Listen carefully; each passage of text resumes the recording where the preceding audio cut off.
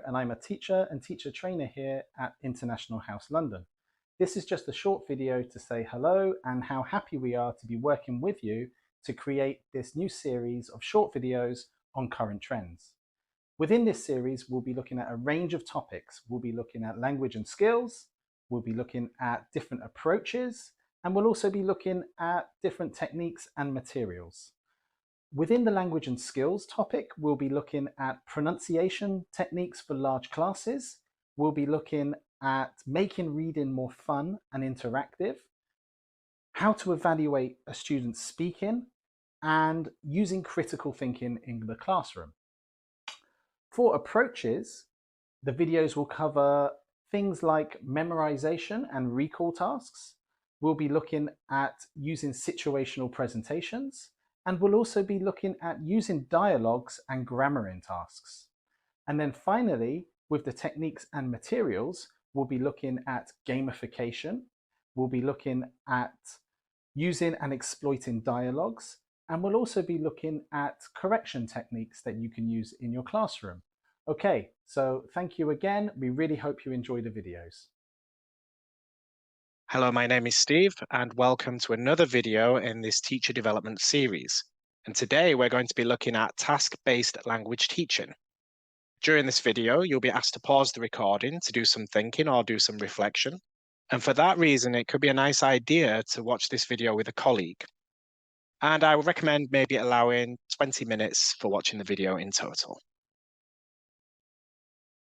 So firstly, we need to talk about what task-based language teaching is, but also we need to all understand what makes a task. Then we will see an example using a text. So what is task-based language teaching?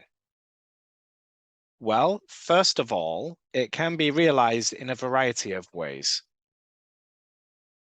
But students engage in real-world tasks, tasks that relate to real life. And it is based on the principle that we learn language by using language. So there is a lot of emphasis on using the language and meaning. And the communication of meaning takes precedence over the learning of grammar and forms. If you think about how text-based course books approach teaching language, many of them follow this approach. We have a topic. There is a reading or listening text. And this can be used as a springboard for further discussion or maybe some writing, such as responding to the text.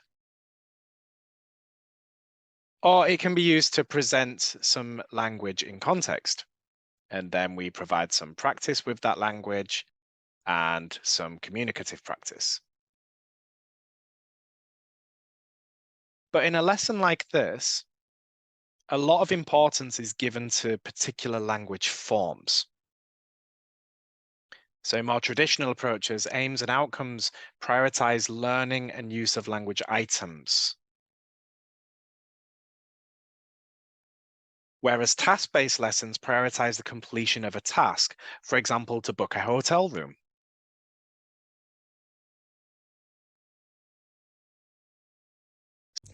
Per restare sempre aggiornato sulle prossime lezioni e accedere a risorse extra, metti un like e segui il nostro canale YouTube prima di continuare. So what makes a task? For example, it is not a grammar gap fill activity. There are many different types of tasks. It can be useful to look at the aims and outcomes of a lesson. So here we have 6 different aims and outcomes, and I want you to just pause the recording and think, are these task-based aims or they're more form-focused, more linguistic?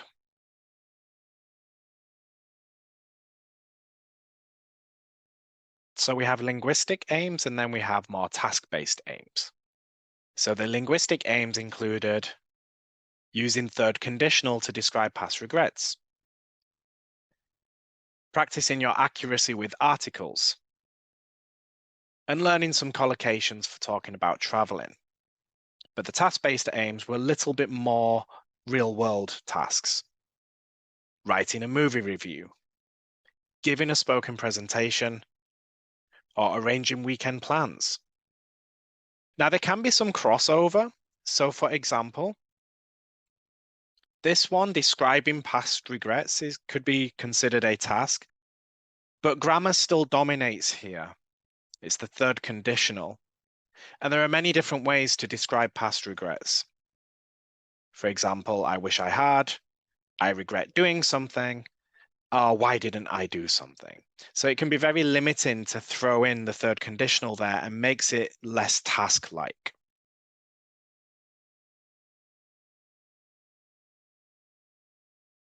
So let's look at an example now of making a lesson more task-based. Have a look at these pictures. What do you think the task might be here?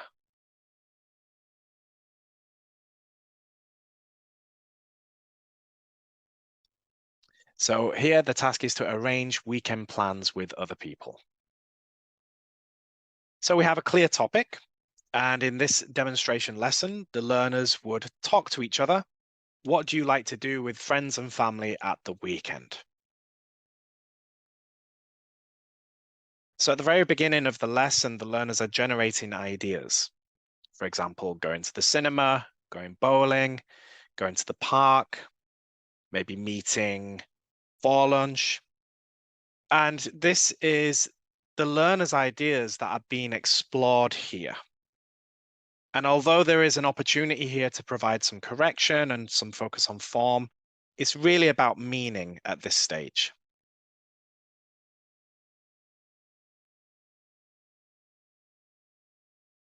And then next in this example, learners go straight to actually doing the task.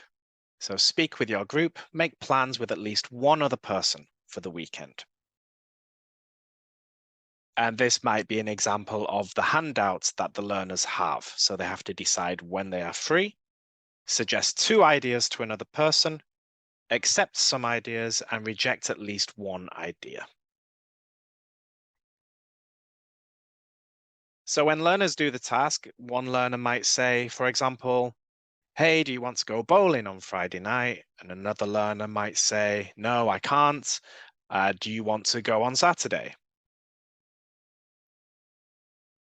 But as you can see, the learners are not preoccupied with any new language forms.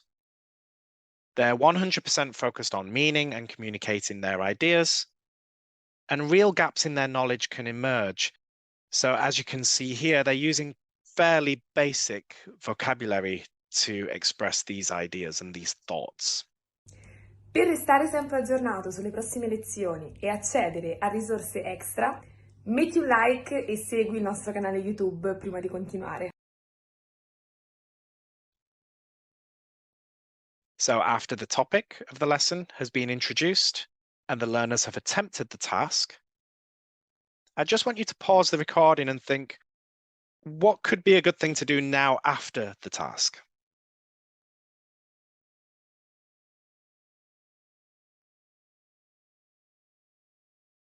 One suggestion is to give feedback. So this is an opportunity to get their ideas. What did you arrange to do at the weekend? What are your plans? And it's also an opportunity to look at some language.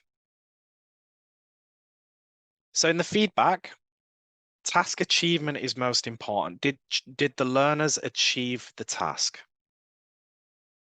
But it is an opportunity to maybe respond to any gaps in their knowledge, such as providing correction or upgrading some language. And students can reflect as well on how well they did the task, whether they found it easy, whether they found it difficult. Another suggestion is that this is when you could introduce a model or a text. For example, listen to 2 people making weekend plans. What did they agree to do? So this is really important for noticing. So exposure to a model text after the learners do the task has great psychological validity because they're naturally curious to see how more proficient speakers would do this task.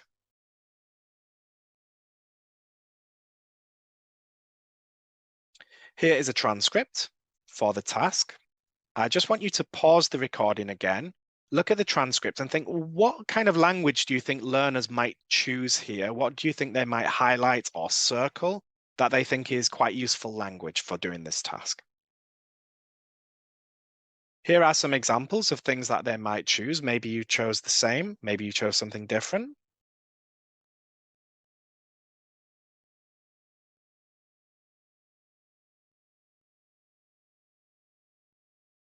As you can see here, there are some relatively high-level idioms and colloquial expressions in a situation like this that the learners could use. And this is where the teacher comes in as well. So the teacher can facilitate the noticing of this language.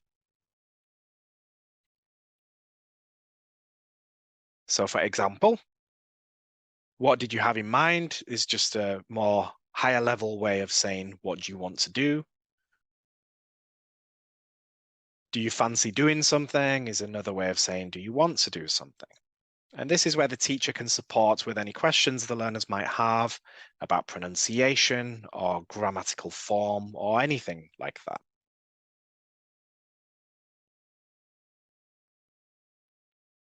Another way the teacher can nudge the learners to notice useful language is to maybe give them a gapped copy of the transcript where they listen again, but this time they fill the gaps.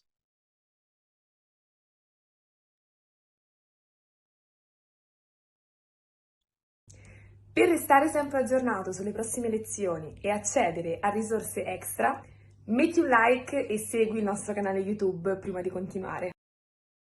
So in this task-based example, there is a topic. The learners do the task before any language focus. They then hear a model or maybe get some feedback on how they used the language.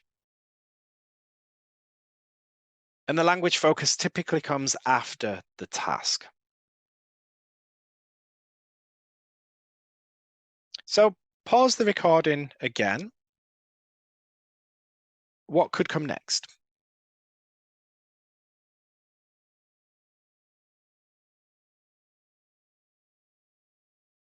Another good thing to do would be for learners to repeat the task. So they switch partners and do it again. They work with somebody new and they try to arrange some weekend plans. So this is an opportunity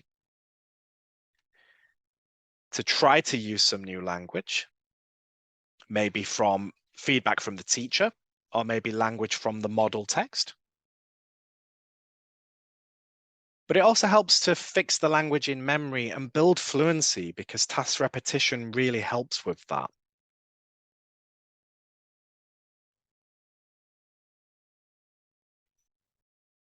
A common approach used by many teachers is this principle of task, teach, do the task again. Let's do a little bit more teaching. So this principle of task, teach, task is really useful because when you compare the first time the learners do the task to the last time they do the task, they can be much more fluent and using higher level or more correct language.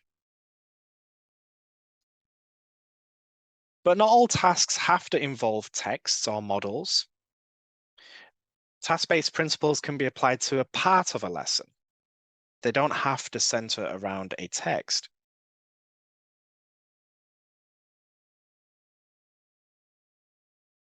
And that's it. I hope that was useful. I hope there are some ideas here that you can try with your learners. Just to summarize, task-based language teaching, it can be realized in a variety of ways. It could be with or without a model text.